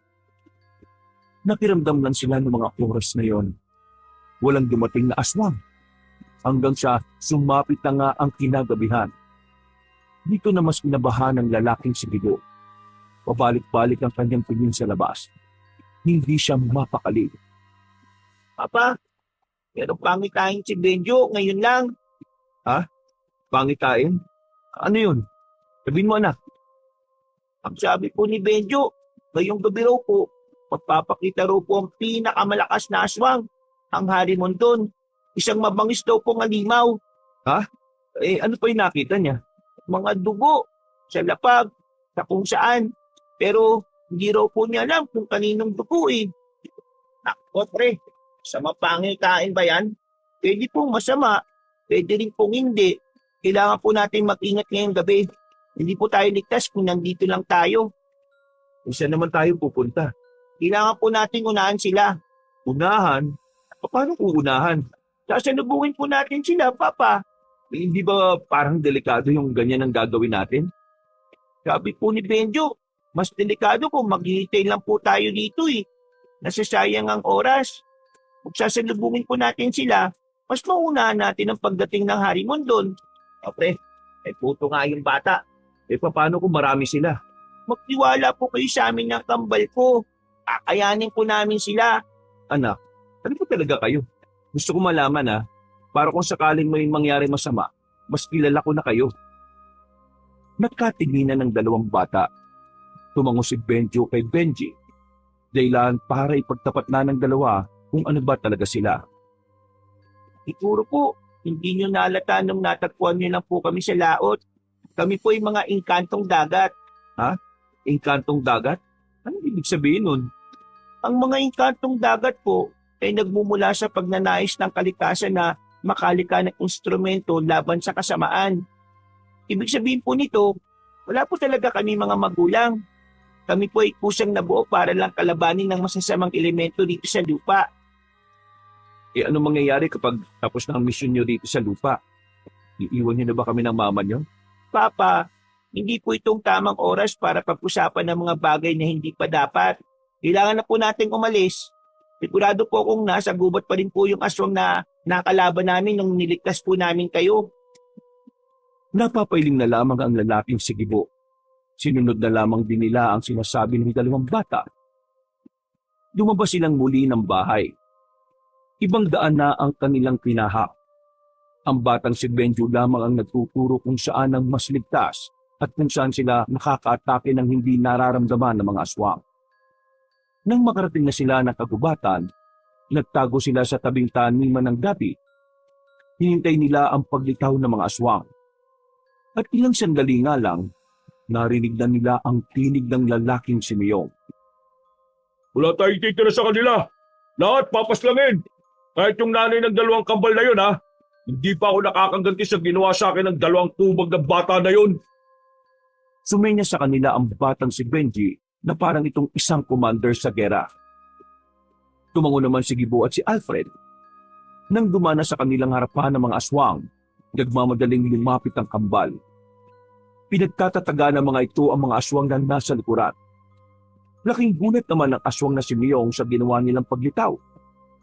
Mga kalaban! Natatanangta ang mga aswang. Noong mga sandaling yon, nagsimula na rin ang labanan sa pagitan nilang apat at ng mga halimaw na nilalang. Mabilis ang ginawang pakikipaglaban ng dalawang bata. Sa sobrang pagkamangha, walang magawa si Gibo at si Alfred. Napapangangan na lamang sila sa kanilang nakikita. Hindi nila inakalang kakayanin ng dalawang bata ang sandamakmak na aswang na yon. Nakarating sila sa open area kung saan direkta yung natatamaan ng sinag ng buwan. Sa parting ito, wala pa rin napapaslang na aswang ang dalawang lalaki. Kapag nag-aalagan kasi silang tumaga, inuuna na sila ni Benji at Benjo. Apa, bakit mo kayo sumama? Bakit ka ba nagtatanong? Hindi para tulungan kayong dalawa. Wala po kayo na itutulong eh. Kasi nakatunga ka lang pre. Ikaw din kaya? Sandaling nanahimik ang mga aswang. Kahit ang aswang na si Miyong ay hindi na rin muna nagparamdam. Magkakadikit lamang silang apat. Maya-maya lang, biglang umabante ang batang si Benjo. Kumuha ito ng bato sa gilid. Pinukul yun ng batang si Benjo sa dilim. Narinig na lamang nilang umaray ang aswang na si Miyong. Aray! Wisit ka talagang bata ka! Wisit! Harapin mo na kami! Huwag kang magpatago-tago dyan! Matapang ka lang kasi kasama mo tatay mo eh.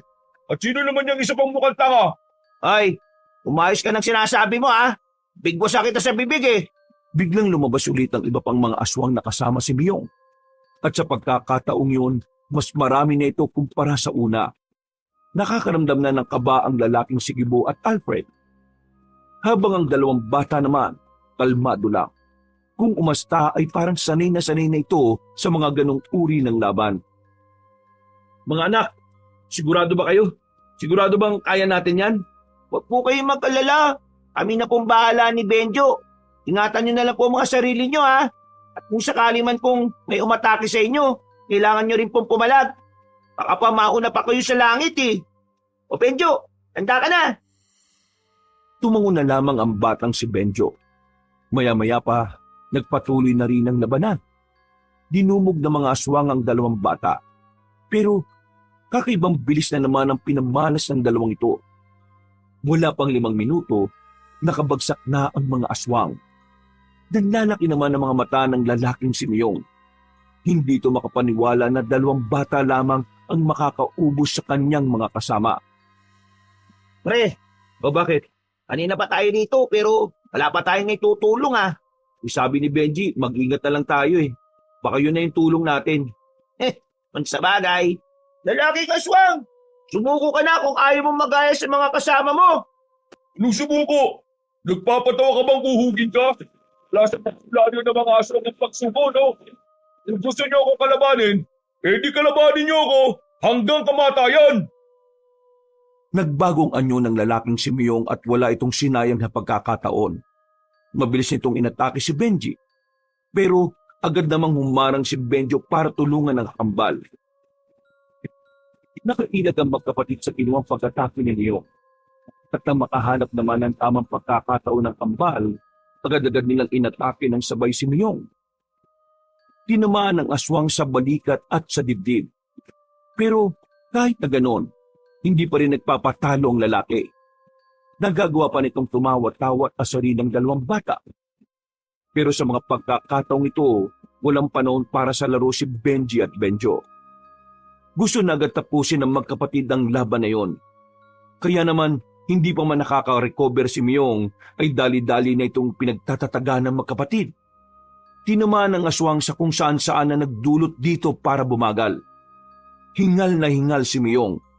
Halatang halata na kahit na anong gawin ito, hindi ito makakapalag sa kambal.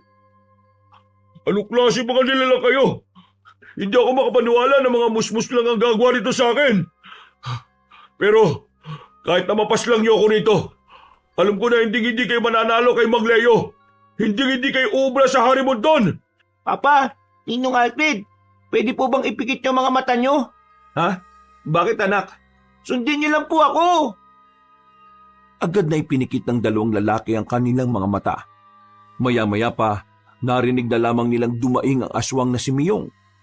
Marahan silang dumilat. Bumungad sa kanilang umaagos na ang dugo ng lalaking aswang mula sa leeg nito. Wala na itong buhay. Hindi na rin gumagalaw. Papa, wala na po mga aswang na ito. Patay na po sila. Pre, natapos na rin yung laban. Wala pa rin tayong nagagawa. Mga anak, ayos lang ba kayo? Ayos lang naman po kami. Sabi ni Benjo, ngayong gabi, makakarap na rin po natin ng Harimon doon. Kaya maganda po tayo Mas maganda siguro kung umanap na muna tayo ng ibang lugar na pwedeng pagpahingahan. Baka madamay ang mga tao kapag bumalik tayo sa atin eh. Meron po kong alam na lugar na pwede natin puntahan. Agad silang naglakad paalis. Sa kalagitnaan ng gabi, nagtungo sila sa isang lumang kubo. Maayos ang kubo. Malinis din ang paligid nito at nakatabas pa ang mga damo. Benji, sigurado ka bang walang nakatira dito? Bakit parang ang ayos naman dito? Kapag kami lang po ang naiiwan ni Benjo sa bahay, dito po kami tumatambay.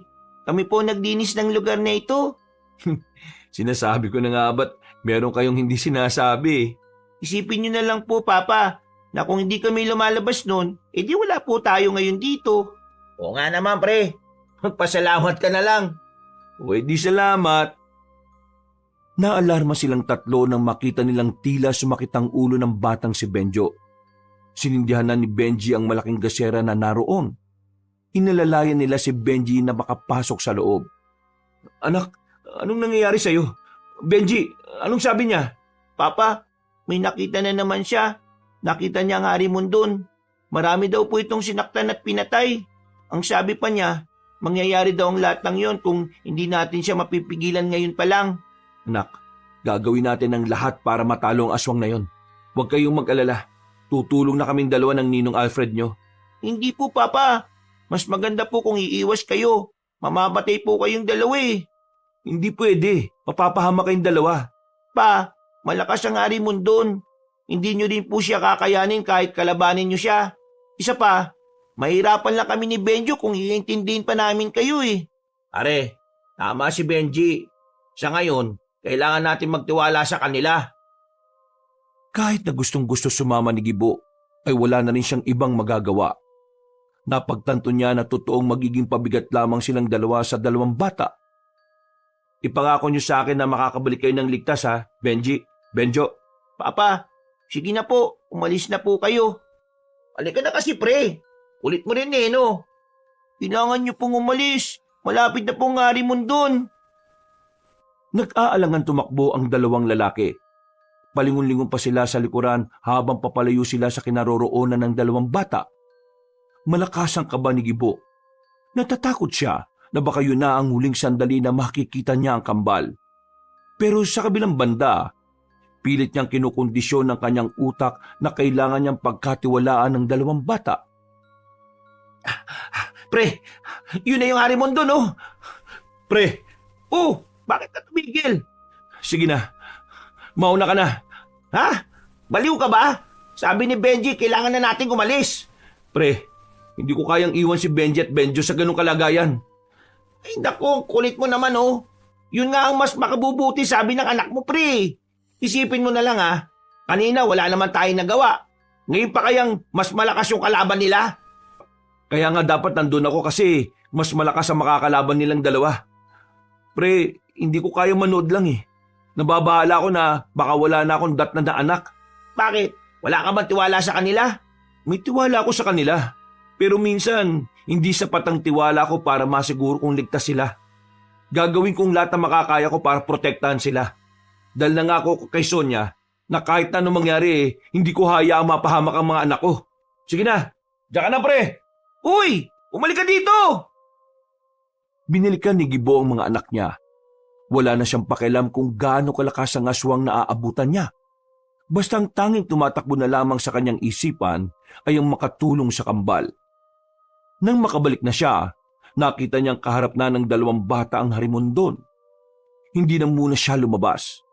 Hahanap siya ng tamang pagkakataon kung paano niya papaslangin ang malakas na aswang na yon. Kayo pala ang 2 batang kumuha sa itim na kahon. Nasaan ang itim na kahon? Ibalik niyo sa akin kung ayaw niyong... Matagal na pong wala yung itim na kahon. At kung ano man ang laman nun, sinunog na namin. Anong sinabi mo? Sinunog na namin para wala na kayong mapakinabangan pa. Sa sinabing yun ni Benji ay nagsimula ng magalit ang matandang aswang. Nang gagalaiti na ito, humaba na ang mga kuko. Lumaki na rin ang katawan nito. Unti-unti na rin naging ulo ng baboy ramo ang ulo nito. Magbabayad ka sa ginawa mong bata ka! Pati na rin ikaw na hindi nagsasalita! Huwag mong dinuduro si Benjo ha. Hindi mo alam na mas malakas yan kaysa sa akin. Eh wala akong pakalam kung sino sa inyong 2 malakas. Dahil pipinuhin ko kayo at itutupi ko kayong 2 sa 8. Dahil sa laki ng katawan ng harimondon, parang yumayanig kapag naglalakad ito. Nung mga sandaling yon, nakita ni Gibo na tila hindi man lang kinakabahan ng 2 bata. Parang kalmado lang. Parang hindi nakakaramdam ni kaunting takot. Magsisisi kayo ako ang kinalaban nyo!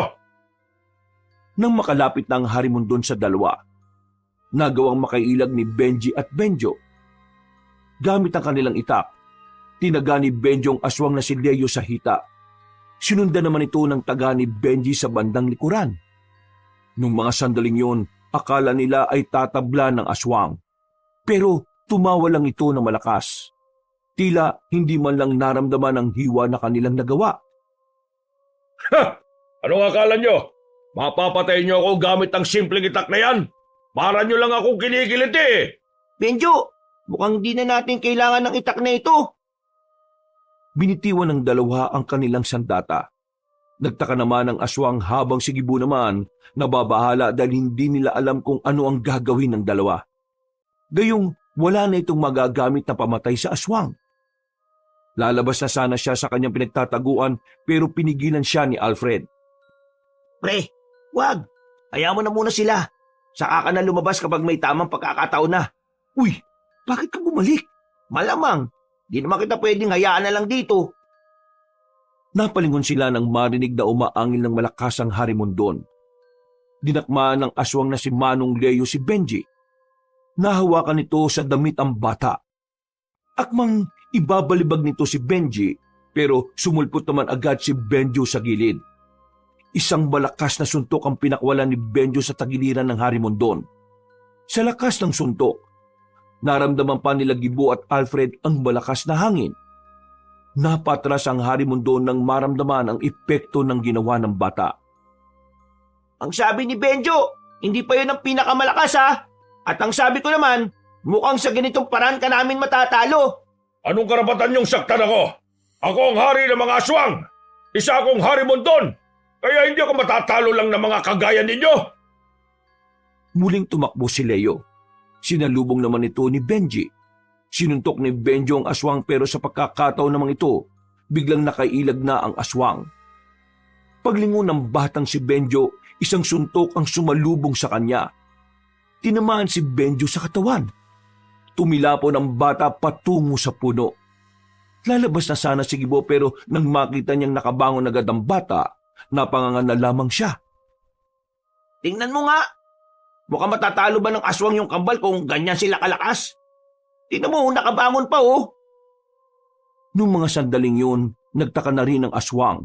Nanlalaki ang mga mata nito nang makitang parang wala namang epekto ang suntok niya sa batang si Benjo. Paglingon ni Leo sa kaliwa, sumulpot doon si Benji. Sinuntok siya sa mukha ng bata. Sa lakas ng suntok, nabungi ang isang pangil ng aswang. Gigil na gigil ang harimondon sa 2 bata. Kaya naman, ilalabas na nito ang pinakaalas nito sa laban. Naglabas ito ng hangin mula sa bibig nito at ang hangin na yon ay nagdulot ng hapdi sa mga mata ng dalawang bata. Dahil doon, nawala sa focus ang kambal. Sinamantala naman ito ng Harimondon para makaatake. Naisan ko kayo mga bata!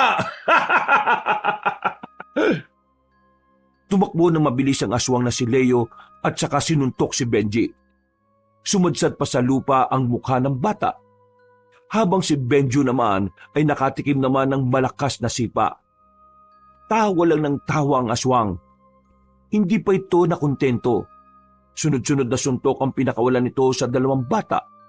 Sa liit ng katawan ni Benjo at Benji, talagang naramdaman na ng kambal ang epekto ng suntok ni Leo.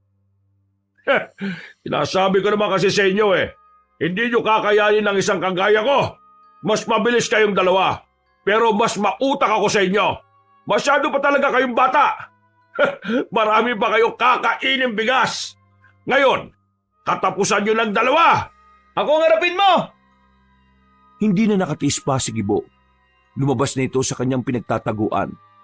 Ang tanging hawak niya lamang ay isang itak na kinakalawang pa. Kahit na nanginginig pa ang tuhod. At sino ka naman? Ako nga man ng dalawang batang yan. Ako ang harapin mo! Sigurado ka ba sa sinasabi mo? Sa itsura mong yan, parang wala ka namang magagawa. Tingnan mo nga yung tuhod mo, nanginginig. Nanginginig ang tuhod ko sa sobrang galit sa mukha mo. Marami ka pang daldal. Sige, uunahin na kita. Tumakbo ang Harimondon patungo kay Gibo. Nang malapit na ito sa kanya, kumuha siya ng lupa at saka isinaboy sa mukha nito. Dahil doon ay napuwing ang Harimondon at nawala ito sa wisyo. Hindi na nagsayang pa ng pagkakataon si Gibo. Agad na niyang itinarak ang hawak na itak sa dibdib nito. Paghugot niya, kita niyang gigewang-gewang na ang aswang na yon. Benji! Benjo! Tinatablan siya ng itak! Ngayon na! Kahit malabo pa ang paningin ng dalawang bata, mabilis nilang kinuha ang itak na nasa lapag. Dali-dali nilang nilapitan ng Harimondon. Itinarak din nila ang itak sa dibdib nito. Makailang ulit nilang ginawa yon. Hindi pa nila ito tinigilan hanggat hindi sumusuka ng dugo ang aswang. Dumistansya si Leo. Sa isang iglap lang, tila nakakaramdam na rin ito ng panghihina. O ano? Katapusan mo ng aswang ka? Ako? Matatalo ninyo! Hindi ako papayag! Tumakbo ang lalaking aswang patungo sa kanilang tatlo, pero sabay na tumalo ng mataas ang dalawang bata. Pagbagsak ng mga ito, itinarak nila ulit ang hawak-hawak na itak sa dibdib ni Leo. Sa puntong yon, tuluyan na ngang napaluhod ang Harimondon. Sumuka ulit ito ng maraming dugo, hanggang sa tuluyan na nga itong nalagutan ng hininga. Ayos! Ang gagaling niyo talaga! Ang galing ng mag-aama! Papa, sabi ko kanina, umalis na kayo eh. Anak, hindi ko kayang iwan kayo, kaya bumalik ako. Huwag mo na nga akong sermonan. Hindi natin matatalo ang aswang na to kung di natin nalaman na sa dibdib siya dapat saksakin. Sabi ni Benjo, si Ninong Alfred nanood lang. Oo, sinunod ko lang naman ang sinabi niyo ah. Walang sisiyan ah. Ngayong napas lang na natin ang aswang na ito, ano nang susunod na gagawin natin? Kailangan na lang po nating sunugin ang katawan niya para siguradong hindi na po siya mabubuhay. Naganap sila ng mga tuyong dahon at saka sinilaban nila ang katawan ng Harimondon kasama pa ng iba pang mga aswang na napas lang din nila. Habang pinagmamasdan nilang nasusunog ang mga bangkay, hindi na napigilan ni Gibo na tanungin ng dalawang bata. Benjo, iiwan niyo na ba kami ng mama niyo? Alam po namin na binabagabag po kayo ng bagay na yan. Pero para mawala na po mga iniisip niyong ganyan, ang sagot po sa tanong niyo ay hindi. Ha? Anong hindi? Hindi po namin kayo iiwan. Paano mo naman nasabi? Hindi ba kayo babalik sa dagat? Ang kondisyon ng diwatang lumikha sa amin, kasama ng kalikasan ng katubigan, sa oras na matalo namin ang kasamaan, maaari na kaming makapamuhay ng normal. Maaari na raw po kaming makaramdam ng isang pamilya. Talaga? Ang ibig sabihin, hindi na kayo aalis? Magiging anak na talaga namin kayo? Yun po yung uling sinabi sa amin ng diwatang tubig. Sa sobrang tuwa, niyakap na ni Gibo ang kambal. Matapos yon, pinunta na rin nila si Sonia sa bayan. Kinaumagahan lang, bumalik na rin sila sa kanilang baryo. Mabuti naman at ligtas kayong lahat. Hindi ako makatulog ng maayos kakaisip sa inyo eh. Ay nako, kung nakita mo lang kung gaano kagagaling itong mga anak natin, baka maging proud ka talaga. He, tumigil ka. Hindi na sila lalaban sa aswang, no? Huli na yon. Mama, marami pong salamat sa tiwala niyo sa amin ni Papa. Salamat din po sa suporta. Pinapangako po namin na ngayong wala na mga aswang, magiging normal na anak niyo na po kami. Normal ba yung ganyang magsalita? Pre naman, ya mo na. Ito naman oh. Ay, sorry. Nagtawanan na lamang sila ng mga sandaling yon. Walang paglagyan ng kaligayahan ang lalaking si Gibo. Hindi pa rin siya makapaniwala na nalagpasan nila ang lahat ng pagsubok na dumating sa kanila. Sa ngayon, sinusubukan na nilang makabangon at mapaunlad ang kanilang buhay. Kahit na mahirap, masaya sila. Dahil kahit na papaano ay masaya at mapayapa nilang tinatahak ang bagong landas ng kanilang buhay. Wakas.